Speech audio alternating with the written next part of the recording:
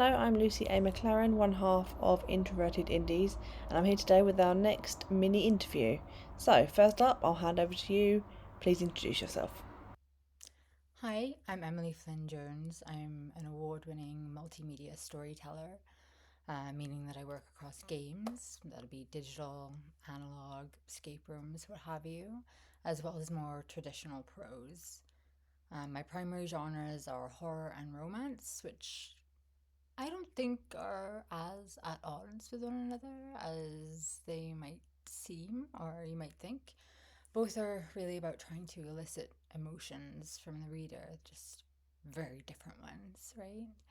I'm personally more horror leaning, and specifically write what Wendy Dalrymple calls pink horror. So this is a relatively new subgenre that focuses on femme experience and is often a direct response to misogyny and the exclusion of intersectional voices from horror for so long. It's awesome. Thanks for joining us, Emily. So, can you tell us about your latest book, please? So my latest book is called Is It Enough Yet? Melancholic and monstrous stories inspired by millennial music. Here it is. It's a collection of dark stories that hold up like a black mirror to very familiar songs of a generation. There's feminine rage, grief, accounts of gender based violence and abuse, representation of aging, which I think is really important to discuss, particularly around femininity. There is body horror, critiques of socially constructed notions of what femininity should look like, which are BS, and all of this is done in really horrid but relatable ways. And it includes tales that twist the music of The Strokes, The Smashing Pumpkins, Mother Mother, Sufjan Stevens, pronunciation help please, Placebo, Churches, Tegan and Sarah, Interpol, Metric, The Arctic Monkeys, Bikini Kill, and Taylor Swift. I might be missing someone, but I think that's enough. Or is it enough yet? Sounds amazing, and it's definitely on my to be read list. I think from when you did a reading for us before. It sounds interesting and really, really important. Like it covers some difficult but essential topics. So, next question is what is your favourite line from the book? So it was really hard to find a favorite line because these are short stories, and you know, give you one that doesn't completely give the game away at all. So this is an excerpt from the heartbreaking and cruel story called Stars and Scars, which have a little guess whose music that might be based on. So here it is. I purge the hurts he inflicts and replace them with my own shapes, refusing his branding of me. The more rebellious the engravings I carve into myself, the greater sense of relief each time I look at one of my permanent marks that I've made. I'm making myself into a dark and exquisite piece of art wherever he tries to undo me. Thank you. Really powerful. Makes me want to read your book even more. Which brings me to the question, where can we buy it? So you can get my book online through Amazon, Barnes and Nobles, or Waterstones. And if you are in Toronto, you can support a local indie horror bookstore called Little Ghost Books and grab a copy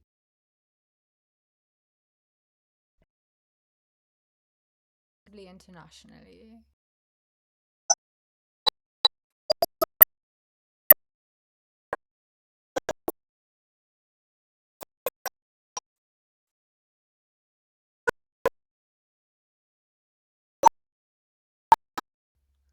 So the book kind of started as something else.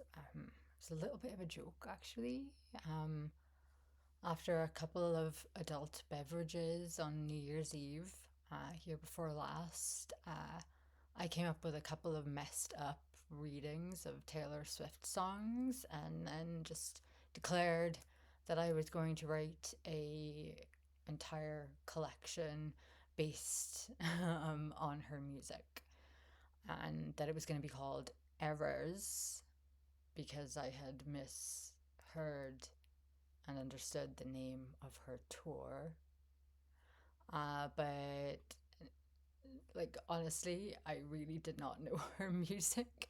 So I thought that I'd be warping like a bunch of really cutesy love songs, but then really getting into her catalogue and genuinely getting into her work itself, like I swiftied really hard. Um, there's actually a fair bit of darkness and like anxieties in there already. It's riddled with that.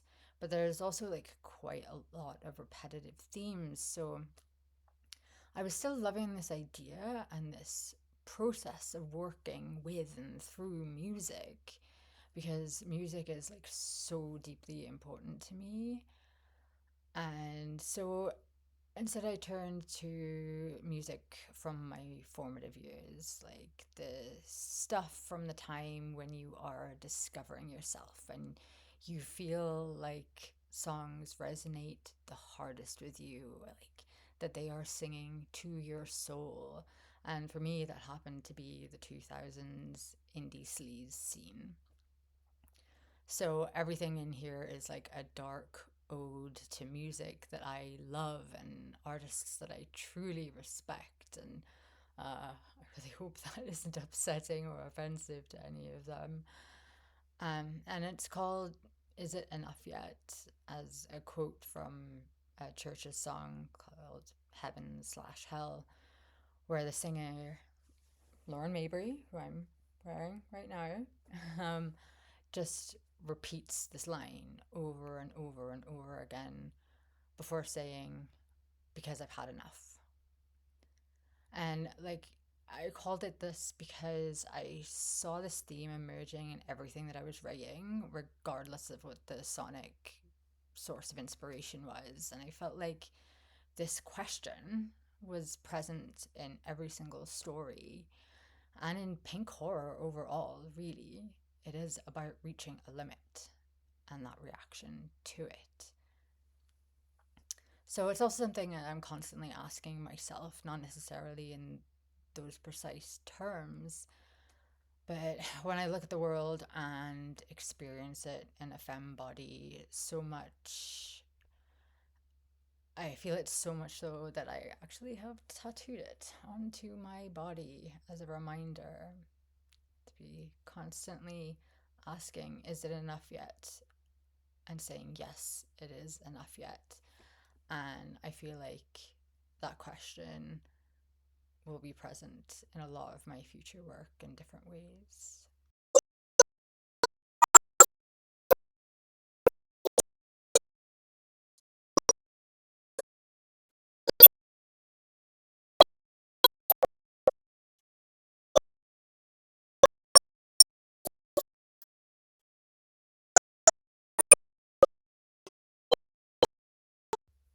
I'm sure people have so much better advice than this, but this is just something personally I've had to contend with and reconcile um, with myself while writing is that don't get mad at yourself if you're not reaching your goals or your word targets for the day, week, month, whatever. Doesn't matter to what degree you are a planner or a pantser, you have a plan and goals in some kind of way, even if that goal is simply write book, okay? But as an indie, you also have to remember that like this writing is your fuel, your life fuel, and your passion. But you also likely have all these other life obligations, such as a job that pays your rent and allows you to do the writing. Maybe there's kids that need you. I don't know, 1,000 other different things that just plain come up. Like, there's a story inside you bursting to come out, yes. But those other weights are just always present, even if you're not actively in them. So give yourself a little grace. If you're not moving as fast as you would like to be or feel like you should be, that's okay. The book will be done when it's done, and that's when it'll be right. Be kind to yourself.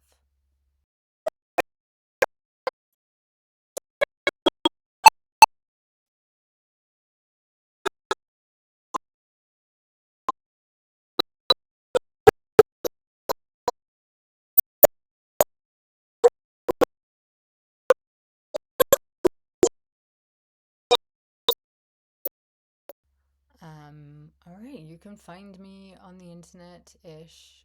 I'm a little less socials than I used to be, but I am at Final Girl on Instagram and Threads. That's probably where I'm the most active and comfortable, and I think the bookish community is probably the most productive and loving there, especially if you are um,